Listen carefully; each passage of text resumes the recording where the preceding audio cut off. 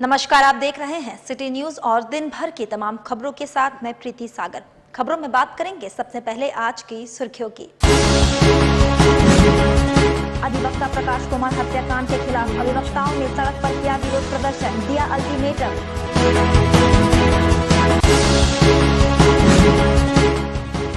अधिवक्ता हत्याकांड का मुख्य आरोपी पकड़ा जाएगा जल्द, एसएसपी ने किया दावा।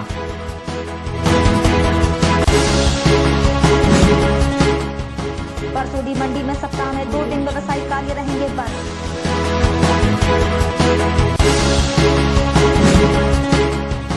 और परसोडी पुलिस ने चोरी कांड का किया उद्भेदन, सामान सहित 3 चोर गिरफ्तार। खबरें अब विस्तार से। अधिवक्ता प्रकाश कुमार की नृशंस हत्या के खिलाफ स्थानीय न्यायालय परिसर के बाहर सड़क पर विरोध प्रदर्शन किया गया और प्रशासन के खिलाफ जमकर नारेबाजी की गई। मंगलवार की रात में बिरसा नगर थाना क्षेत्र में स्थानीय निवासी व अधिवक्ता प्रकाश कुमार यादव की तलवार से नृशंस हत्या कर दी गई। अधिवक्ता हत्याकांड के हत्यारे और षड्यंत्रकारियों का जल्द गिरफ्तारी की मांग पर स्थानीय अधिवक्ताओं ने न्यायालय परिसर से बाहर सड़क पर विरोध प्रदर्शन किया और प्रशासन के विरुद्ध जमकर नारेबाजी की। दूसरी तरफ जमशेदपुर जिला बार एसोसिएशन के अध्यक्ष लाला अजीत कुमार ने 24 घंटे के अंदर हत्यारों और षड्यंत्रकारियों की गिरफ्तारी करने का अल्टीमेटम देते हुए कहा, शहर में विधि व्यवस्था की स्थिति लचर है, हालत खराब हो गए हैं और अधिवक्ता खुद को असुरक्षित महसूस कर रहे हैं। और ये जो हत्या हुआ ये पूरे प्लानिंग के तहत की गई, क्योंकि जिस जगह पे हत्या हुई वहाँ पे एक हाई मास्ट भी लगा हुआ है, रोड लाइट्स है, लेकिन हत्या के समय उसको बंद पाया गया, जिससे ये लगता है कि इसमें और भी लोग सहयोग किए हैं। और ऐसे लोगों को गिरफ्तार करने के लिए हम लोगों ने 24 घंटे का अल्टीमेटम उपायुक्त महोदय, एसएसपी साहब, ये सारे लोगों को हमने दिया है और प्रशासन से मांग किया है कि अगर 24 घंटे में ऐसे अपराधियों को गिरफ्तार नहीं किया गया तो हम अपने आप को न्यायिक कार्य से अलग रखेंगे तब तक जब तक गिरफ्तारी नहीं होती है। और ऐसे परिस्थिति में जहां शहर में एक अधिवक्ता की प्रोफेशनल कार्य के दौरान हत्या हो जाए तो हम लोग अपने आप को असुरक्षित महसूस। उन्होंने बताया 23 जुलाई को पूरे झारखंड में अधिवक्ता इस कांड के खिलाफ न्यायालय के कामकाज का बहिष्कार करेंगे। वहीं महामंत्री अनिल तिवारी ने कहा, हत्यारे की गिरफ्तारी होने तक अधिवक्ता न्यायालय के कामकाज का बहिष्कार करेंगे।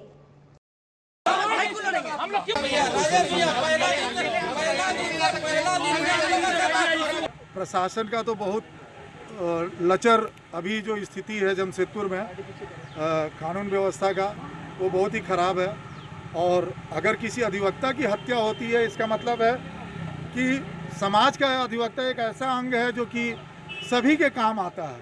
जो भी लोग आते हैं, जिनकी भी कोई है, हम अपने लिए कोई लड़ाई नहीं लड़ते हैं। हम जब भी लड़ते हैं कोर्ट के समक्ष कोई बात रखते हैं तो यहाँ के सिटीजन्स या कंट्री के जो भी लोग अधिवक्ता हमारे यहाँ पूरे देश में, वो सारे लोग दूसरों के लिए ही काम करते हैं।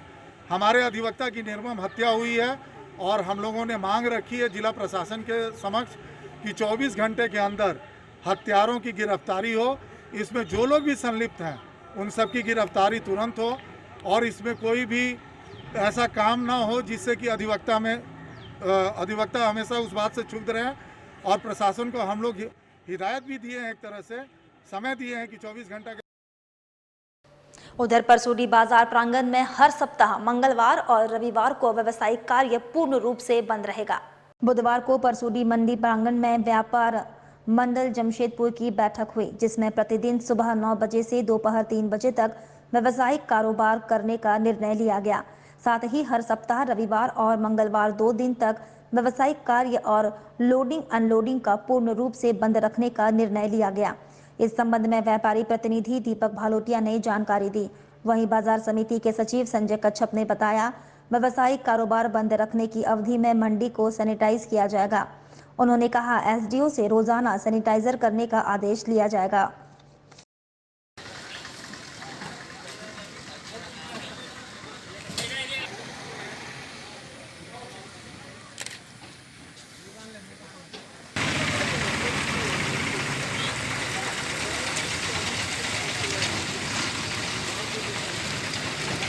उधर परसुडी मंडी में लेबर बिना मास्क लगाए चीनी का अनलोडिंग कर रहे हैं।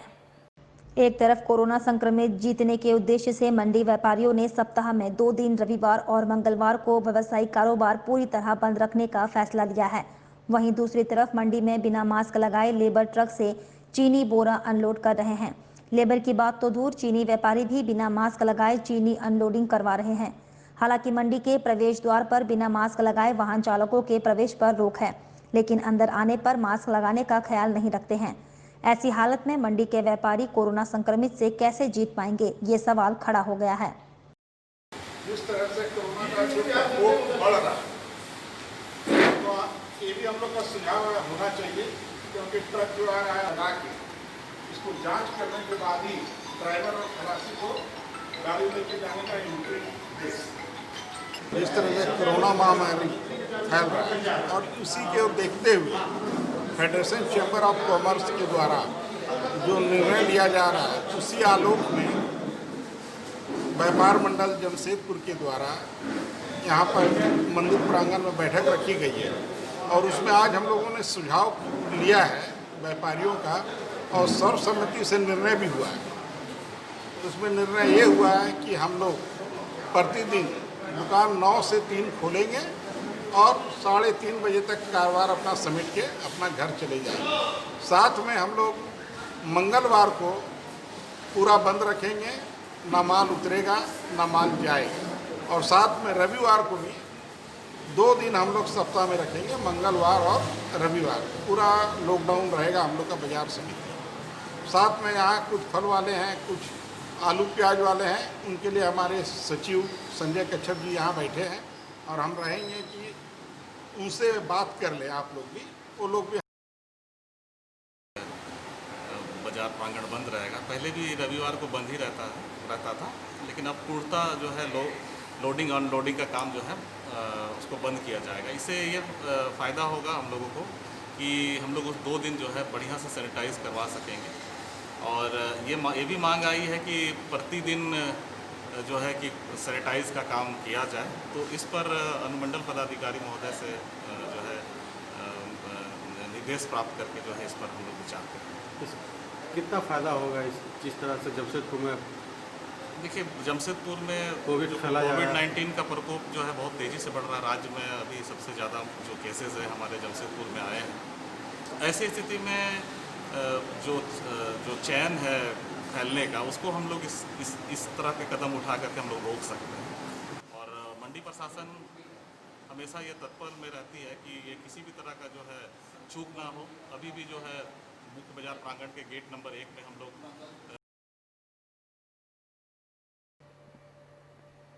वहीं अधिवक्ता प्रकाश कुमार हत्याकांड मामले में सिटी एसपी के नेतृत्व में अलग अलग 6 टीमों का गठन किया गया है। 4 संदिग्ध लोगों को हिरासत में लेकर पूछताछ जारी है। एसएसपी एम तमिलवानन ने कहा, बिरसा नगर थाना क्षेत्र के अधिवक्ता प्रकाश कुमार हत्याकांड मामले में सिटी एसपी के नेतृत्व में अलग अलग 6 टीमों का गठन किया गया है। टीम में डीएसपी और थाना प्रभारी शामिल हैं। एसएसपी के अनुसार इस मामले में 4 संदिग्ध लोगों को गिरफ्तार कर हिरासत में लिया गया है। पूछताछ जारी है। मुख्य आरोपी जल्द पकड़ा जाएगा। अज्ञात लोगों के खिलाफ प्राथमिकी दर्ज की गई है तथा पुलिस अलग अलग बिंदुओं पर जांच कर रही है। अधिवक्ता का कॉल डिटेल निकाला गया है। मंगलवार की रात में अधिवक्ता ने मोबाइल पर लंबी बातचीत की थी। वरीय पदाधिकारी हम लोग वहाँ पर जगह पर जाके अनुसंधान शुरू किए और इसमें करीब 3-4 हम लोग संदिग्ध लोगों को, सस्पेक्ट लोगों को डिटेन किए हैं। पूछताछ जारी है। इसके अलावा इसमें काफ़ी सारा बिंदु पे हम लोग जांच कर रहे हैं। एक तो है ज़मीन माफिया के खिलाफ थे, उस संबंध में हम लोग जांच कर रहे हैं। इनके मोबाइल पे सीडीआर में वर्कआउट करने पे ये पाया कि ये काफ़ी सारा फ़ोन कॉल लंबे करते थे। कौन कौन बंदे से काम किए हैं, बात किए और कल क्या क्या मतलब कि घटनाएं हुए हैं, ये संबंध में हम लोग उसमें छानबीन कर रहे हैं। इसके अलावा अपने प्रोफेशन के संबंध में कोई दुश्मन या क्लाइंट, इस संबंध में भी हम लोग उसमें अनुसंधान कर रहे हैं। इसमें टोटल 6 टीमें लगी हुई है। एसपी सिटी के नेतृत्व में अभी हम मतलब अनुसंधान चल रही है। 2 डीएसपी एवं 4 इंस्पेक्टर लोग लगे हुए हैं। जल्दी ही हम समझते हैं, जल्दी हम लोग इसमें कोई कंक्लूजन में पहुंचेंगे और ये सही हत्यारा को हम लोग गिरफ्तार। और कुछ महिला अधिवक्ताओं ने सब रजिस्ट्रार के खिलाफ डीसी से मुलाकात कर शिकायत की। बताया जाता है बुधवार को 5-6 की संख्या में महिला अधिवक्ता सब रजिस्ट्रार कार्यालय पहुंची। महिला अधिवक्ताओं ने सब रजिस्ट्रार से ये पूछा कि क्या आज रजिस्ट्री हुई है। उन्होंने बताया 4-5 रजिस्ट्री हुई है। महिला अधिवक्ताओं ने कहा सभी अधिवक्ता आज अधिवक्ता हत्याकांड के खिलाफ हड़ताल पर है। रजिस्ट्री कराने वाले अधिवक्ताओं का नाम देने की मांग की।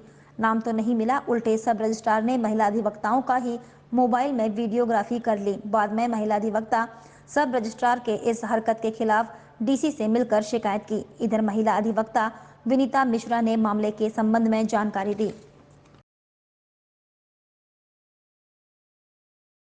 डीसी साहब को एक बात बताइए कि रजिस्ट्रार साहब के यहाँ पे पेन तुम लोग से नहीं जुगाड़ हो रहा है। चले अरे मैडम वो नहीं अभी लिखो, अभी जो यहाँ हुआ उसको लिख करके यहाँ रिसीव करा। इसलिए गए थे आप लोग?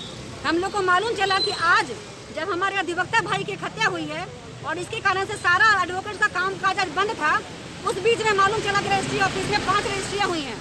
जिसके बारे में हम लोग तहसील करने के लिए गए, जानकारी लेने के लिए गए, तो मालूम चला कि 5 रजिस्ट्री हुई है। हम लोग रजिस्ट्रार साहब के पास गए जानकारी के लिए कि सर आज बताइए कि किस अधिवक्ता ने रजिस्ट्री की। हालांकि जानकारी आपको भी होनी चाहिए थी कि आज रजिस्ट्री नहीं होनी चाहिए थी, क्योंकि हमारे अधिवक्ता भाई की हत्या हुई है आज। लेकिन फिर भी रजिस्ट्रार साहब ने कोई जवाब नहीं दिया कि किस अधिवक्ता ने किया है और क्यों किया। आपने भी आज काम जो किया क्यों किया?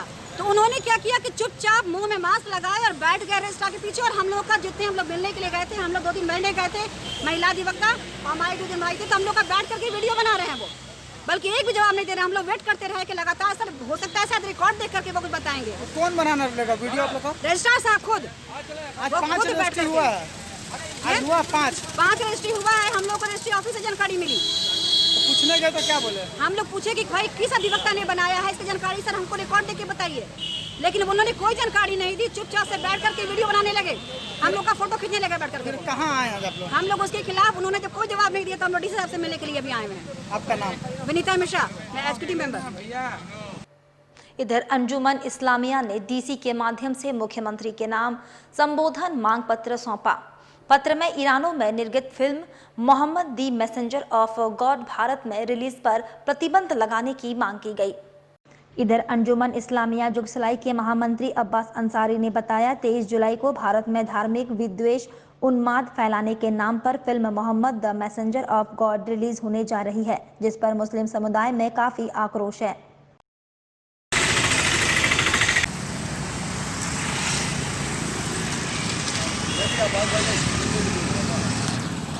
आज हम लोग अंजुमन इस्लामिया कमेटी और मुस्लिम समुदाय के प्रबुद्ध नागरिक गण के द्वारा आज एक ज्ञापन सौंपने आए। उपायुक्त के माध्यम से झारखंड के मुख्यमंत्री हेमंत सोरेन के नाम से ज्ञापन सौंपने आए। ज्ञापन में हम लोग मांग किए हैं कि ईरान देश में एक निर्मित हमारे पैगंबर मोहम्मद सल्लल्लाहु अलैहि वसल्लम की जीवनी पर एक फिल्म शाया किया गया है। इस फिल्म में एक इंसान हमारे नबी के किरदार को अदा किया है जो काबिल बर्दाश्त है, तो कभी मुस्लिम समुदाय के लोग बर्दाश्त नहीं करेंगे। और इस फिल्म में भारत में 23 तारीख से रिलीज होने जा रहा है। इस रिलीज पर पाबंदी लगाने के लिए हम लोग यहाँ के मुख्यमंत्री से मांग की है कि ऑफलाइन और ऑनलाइन जो फिल्म रिलीज होने जा रहा है उस पर पाबंदी लगाया जाए। अगर ये फिल्म शाया हुआ तो मुस्लिम समुदाय में काफ़ी आक्रोश होगा और सभी मुस्लिम समाज के लोग। इधर भारतीय जनता पार्टी मानगो मंडल ने एसएसपी को मानगो में सड़क के किनारे पार्टी कार्यालय खोलने की अनुमति देने के संबंधों में पत्र सौंपा है। इधर भाजपा नेता विकास सिंह का कहना है मानगो थाने के महज 100 फीट की दूरी पर कांग्रेस पार्टी का कार्यालय के तर्ज पर भाजपा अपना कार्यालय बनाना चाहती है। भाजपा नेता ने कहा मानगो थाने के महज 100 फीट की दूरी पर बिना जिला प्रशासन के आदेश पर वर्तमान मंत्री की तस्वीर लगाकर कोई भी सड़क के बगल में पक्का कार्यालय नहीं बना सकता है।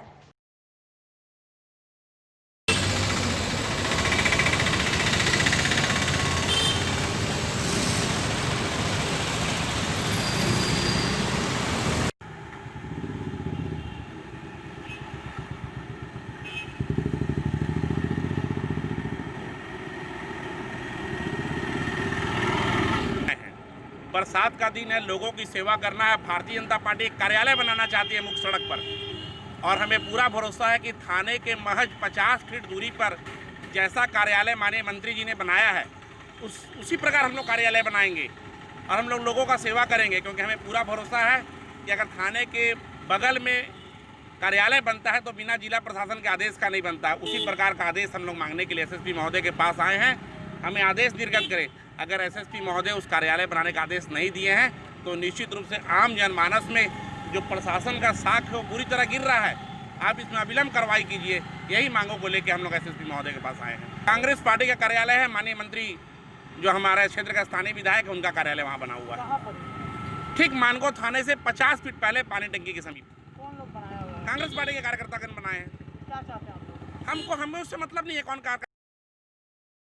उधर एमजीएम अस्पताल परिसर में एनओजी फाउंडेशन कार्यालय कार्यरत है।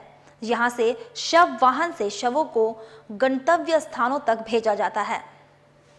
बताया जाता है 20 जुलाई को एनजीओ द्वारा शव वाहन से एक शव पश्चिम बंगाल भेजा गया। मृतक के परिवार वालों ने एनजीओ के खाते में बतौर भाड़ा 3000 रुपये भेज दिया, जबकि वाहन का 10 किलोमीटर तक जाने का भाड़ा लेने का कोई प्रावधान नहीं है। 10 किलोमीटर से अधिक दूरी होने पर प्रति किलोमीटर 10 रुपये भाड़े का चार्ज निर्धारित है। इस संबंध में एमजीएम अस्पताल में स्वास्थ्य मंत्री के प्रतिनिधि राजेश बहादुर ने बताया ये मामला उसके संज्ञान में आया है।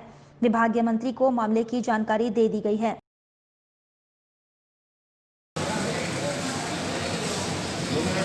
बात कर लेते पहले।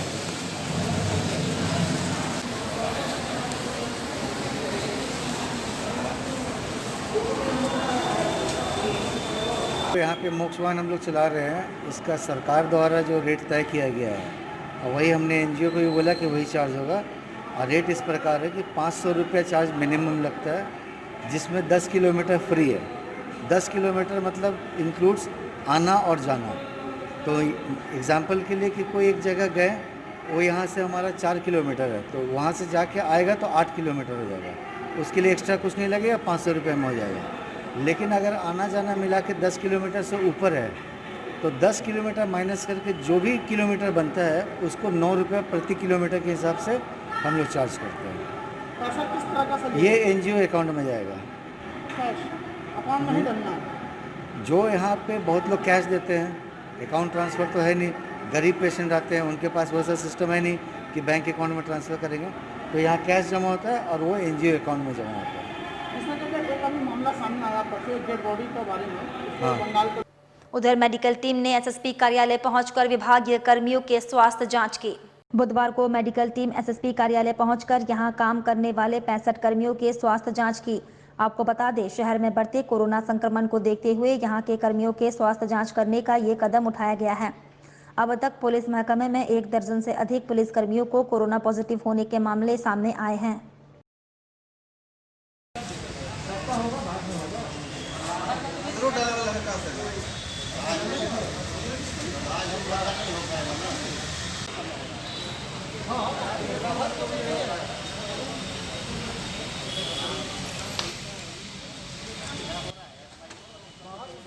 और जमशेदपुर पोटका के चांदपुर सरकारी जमीन पर रोपे गए 500 फलदार वृक्ष को अज्ञात लोगों ने नष्ट कर और उखाड़ कर फेंक दिया।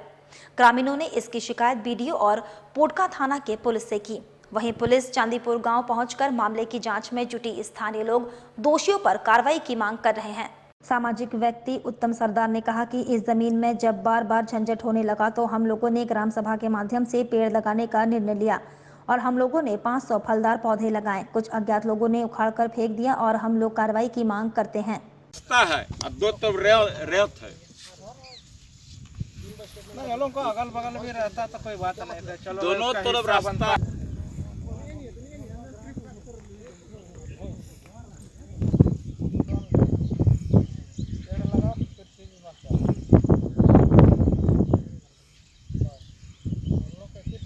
क्या है मामला? कुछ नहीं, मौजा चांदपुर टोला डंगराडी रेवेन्यू विलेज है चांदपुर, और रेवेन्यू विलेज के अंतर्गत प्लॉट नंबर 213 और 215 झारखंड सरकार की ज़मीन है। और इसमें बार बार जब झंझट होते रहा तो हम लोग पेड़ लगाने के लिए हम लोग ये निर्णय लिए थे ग्राम सभा के माध्यम से सर्वसम्मति के आधार पर, और सर्वसम्मति के आधार पर ही हम पेड़ फलदार वृक्ष लगाए थे।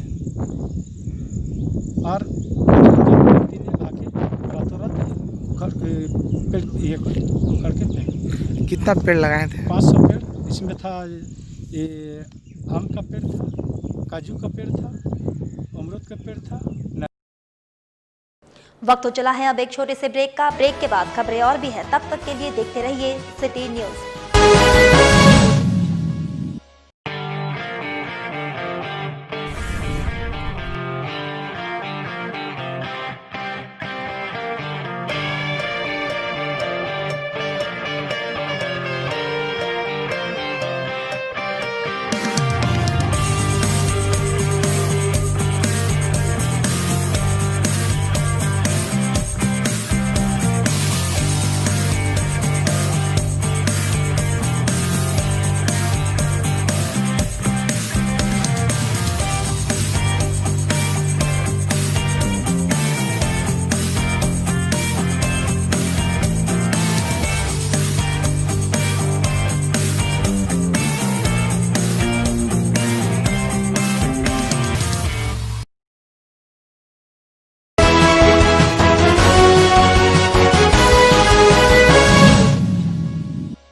ब्रेक के बाद मैं प्रीति सागर एक बार फिर से आपका स्वागत करती हूं।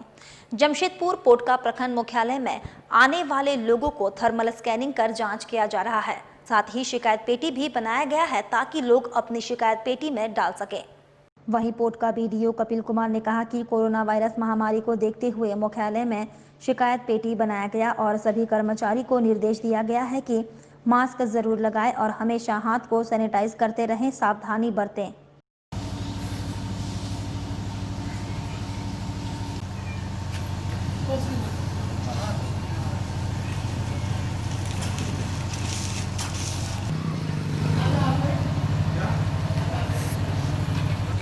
कोई भी पब्लिक आएगा उनके हाथ में पहले सैनिटाइजर कराना है, उसके बाद टेम्परेचर चेक करना है। और बाहर में जो बक्सा रखा गया वो किधर रखा गया? ये सब अभी साहब लोगों का आदेश है कि हाथों हाथ में वो दरखास्त नहीं लिया जाएगा, वो ये बक्सा में डाला जाएगा।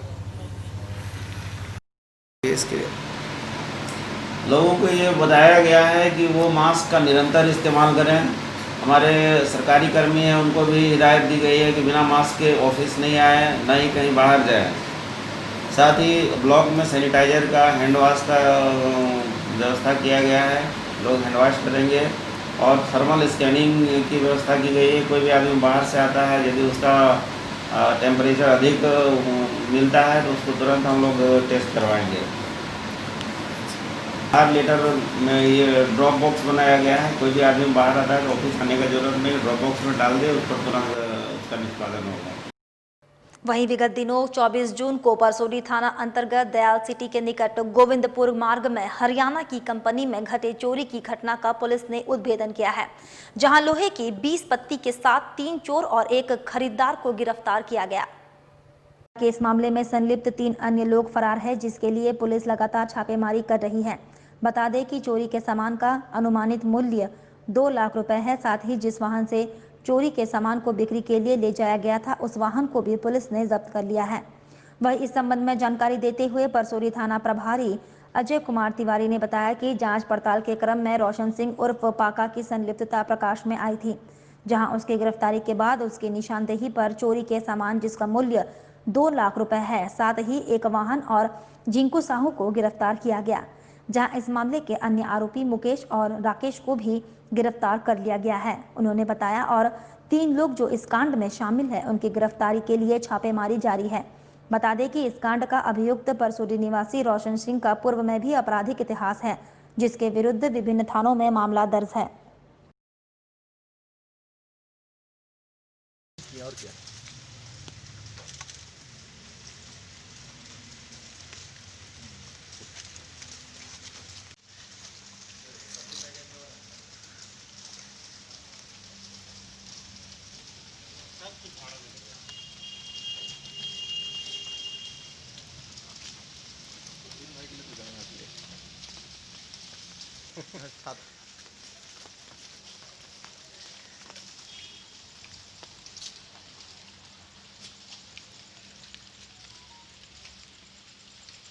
बीते महीना 24/6 को गोविंदपुर जादूगोड़ा रोड में हरियाणा की एक कंपनी की माल गोदाम था, उसी में से लगभग 20 पीस ट्रक हाईवा का पत्ती को अज्ञात चोर के द्वारा चोरी किया गया था। इसी के अनुसंधान के दौरान इसमें शामिल 3 चोर एवं 20 पत्ती के एक खरीदार को गिरफ्तार किया गया, जिनके निसंदेही पर 20 चोरी किए गए पत्ती को बरामद किया गया, जिसका मूल्य लगभग 2 लाख रुपया है।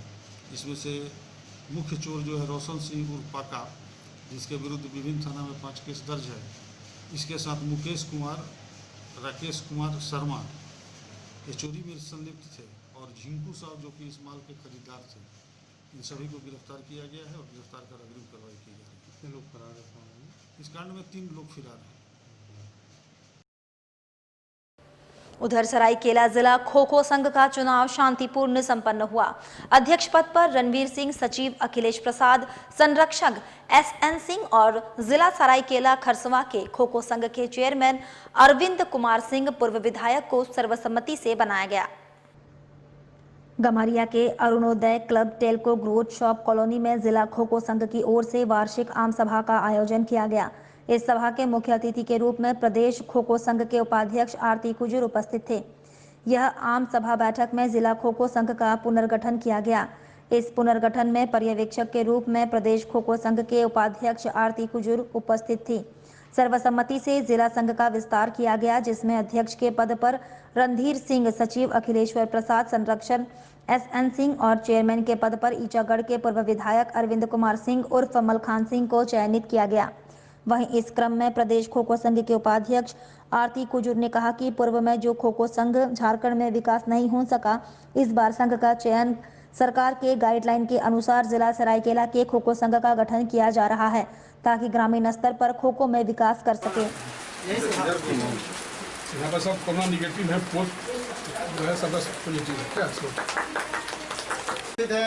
नवनिर्वाचित महासचिव सरायकेला खरसावां खो खो संघ, इनका भी माला पहनाकर स्वागत करेंगे। हमारे दोनों को साथ में ही काम करना है।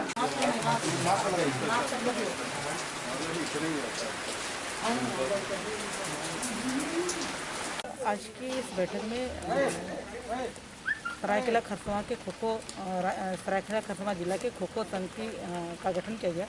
यूँ तो ये एक सामान्य बैठक थी। सामान्य बैठक के बाद एक नई टीम का भी गठन करना था, चूँकि जिस हिसाब से अब ये सरकारी राष्ट्रीय अंतर्राष्ट्रीय स्तर पर इस खेल को मान्यता मिला है, तो उस हिसाब से उस मानक के हिसाब से कमेटी का गठन करना था। उस कमेटी के गठन करने के बाद बाकी सारे प्रक्रियाएँ प्रोसेस होना है।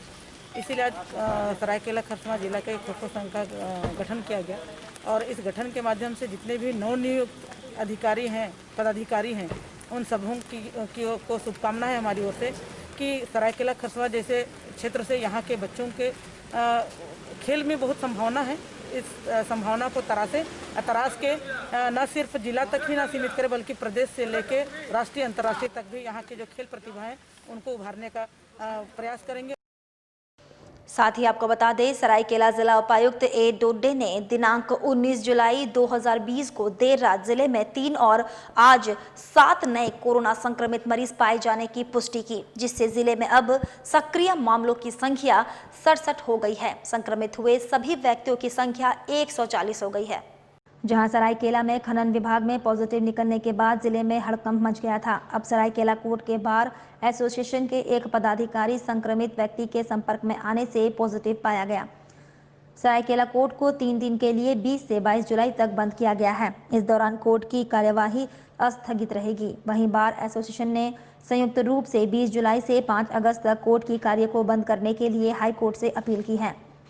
सरायकेला बार एसोसिएशन 20 जुलाई से 5 अगस्त तक कोर्ट संबंधित किसी भी प्रकार कार्यों का निष्पादन नहीं करने का निर्णय लिया। वहीं डिस्ट्रिक्ट कोर्ट द्वारा हाई कोर्ट से उचित दिशा निर्देश मांगी गई। इस दौरान सरायकेला कोर्ट के 3 दिनों तक सैनिटाइजेशन किया जा रहा है।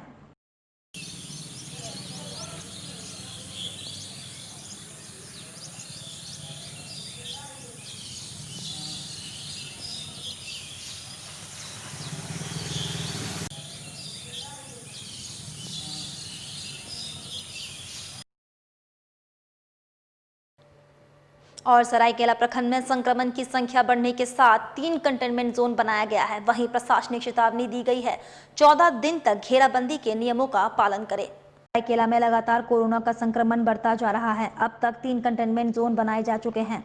सभी जगह घेराबंदी कर सख्ती से पालन करने का निर्देश दिया गया है। सभी 14 दिनों तक अपने कंटेनमेंट जोन में ही रहेंगे। इसको लेकर प्रशासन पूरी निगरानी भी रख रही है। सभी जगह घेराबंदी का काम जारी है।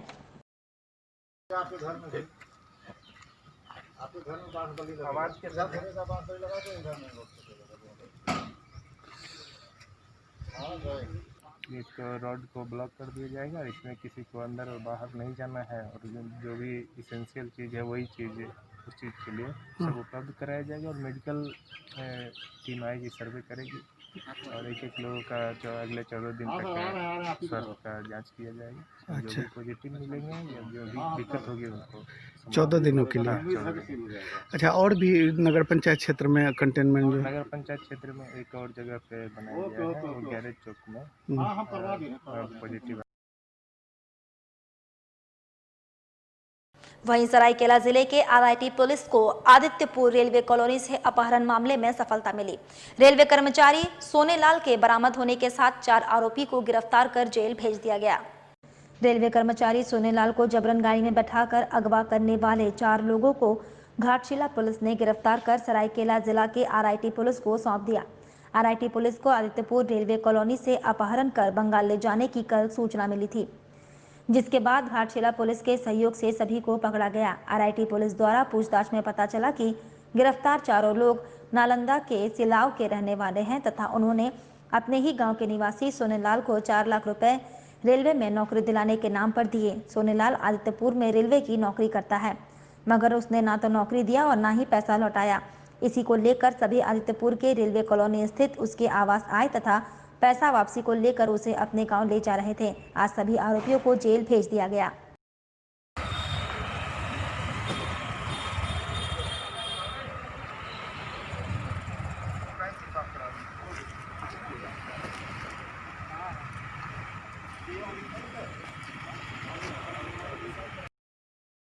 इधर सरायकेला जिले में बालू खनन पर रोक नहीं लग सका है। प्रशासन बालू माफिया दादागिरी से खुलेआम आदित्यपुर गम्हरिया में सोनेरेखा नदी के मानिककुई, गौरी, पुरीलिसी, सापड़ा घाट, शहरबेड़ा से बेखौफ बालू का उठाव हो रहा है। प्रशासन इस मामले में आंखों पर पट्टी बांधकर बैठे हैं।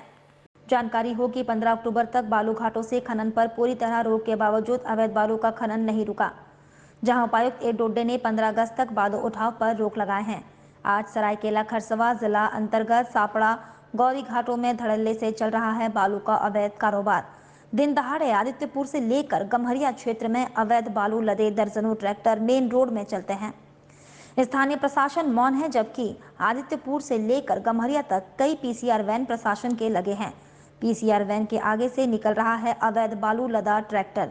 वहीं जब चालकों से पूछताछ की गई तो चालक ने बताया कि गौरी घाट से बालू उठाकर ला रहे हैं। ट्रैक्टर मालिक का नाम दीपक मंडल है, जो सापड़ा का रहने वाला है।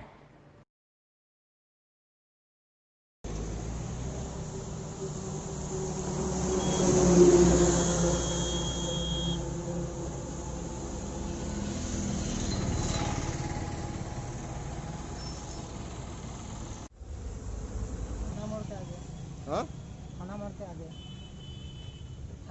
मालिक का क्या नाम है गाड़ी का? हाँ?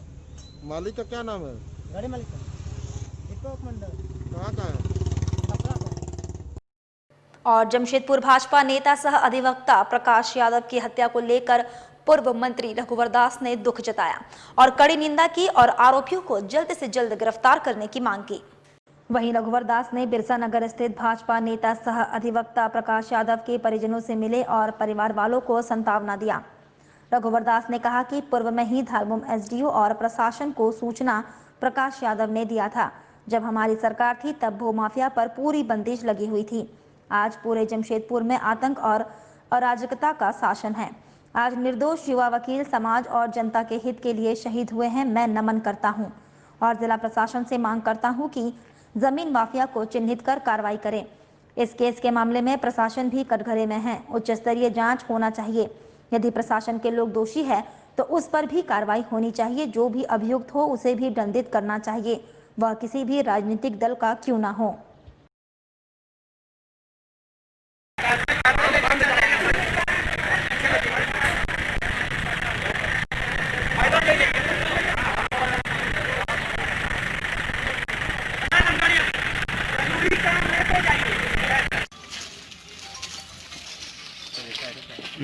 भैया वाले अब फाइट करा दिया सोशल डिस्टेंस मेंटेन कर लेना है ना।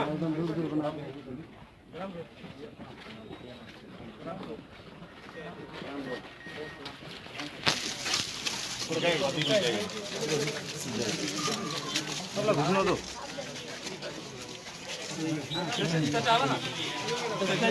परिवार लोग जाएंगे और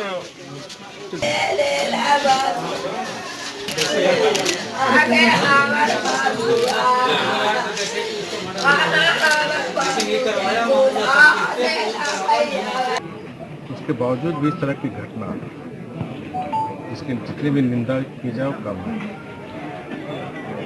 जब हमारी सरकार थी कि जो जमीन भू माफिया है उस पर पूरी बंदिश लगी और इस क्षेत्र में इस चुनाव में इस तरह भू माफिया अपराधियों का बोलबाला कर एक जनप्रतिनिधि दुष्प्रचार करके चुनाव जीता और उसी के परिणाम स्वरूप आज पूरे जमशेदपुर में आतंक और अराजकता की शासन है और जिसके कारण ही एक निर्दोष युवा वकील जिन्होंने समाज के लिए, जनता के हित के लिए आज बलिदान दिए हैं, शहीद हुए हैं, उसको हम नमन करते हैं और जिला प्रशासन से मांग करते हैं कि वह विलंब सिर्फ बिरसा नगर नहीं, बागुनाथ, बारीडी बस्ती। चलते चलते एक बार फिर से नजर डालेंगे अब तक की सुर्खियों पर। अधिवक्ता प्रकाश कुमार हत्याकांड के खिलाफ अधिवक्ताओं ने सड़क पर किया विरोध प्रदर्शन, दिया अल्टीमेटम।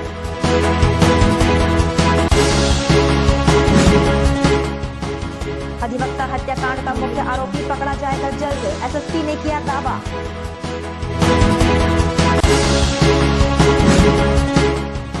परसोडी मंडी में सप्ताह में 2 दिन व्यवसायिक कार्य रहेंगे बंद।